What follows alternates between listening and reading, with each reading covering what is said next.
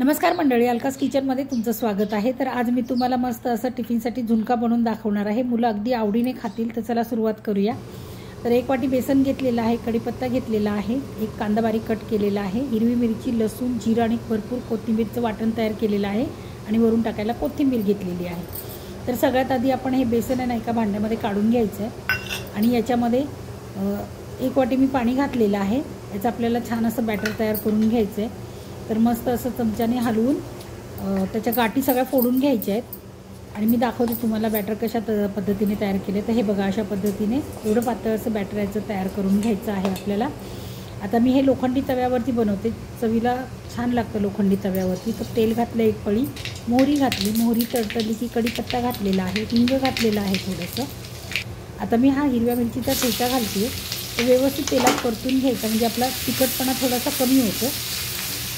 तर हे व्यवस्थित परतून झाल्याच्यानंतर याच्यामध्ये बारीक चिरलेला कांदा घालायचा आहे आणि कांदाही व्यवस्थित याच्यामध्ये परतून घ्यायचा आपल्याला।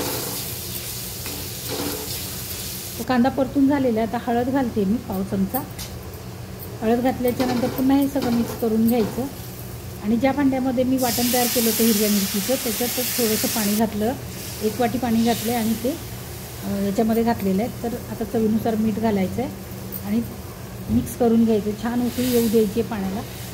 आणि उकळी आल्याच्यानंतर गॅस आपल्याला कमी करायचं आणि हे जे बॅटर आपण तयार केलेलं आहे ते याच्यामध्ये ॲड करायचं आहे आणि हे सगळं एक मिक्स करून घ्यायचं व्यवस्थित।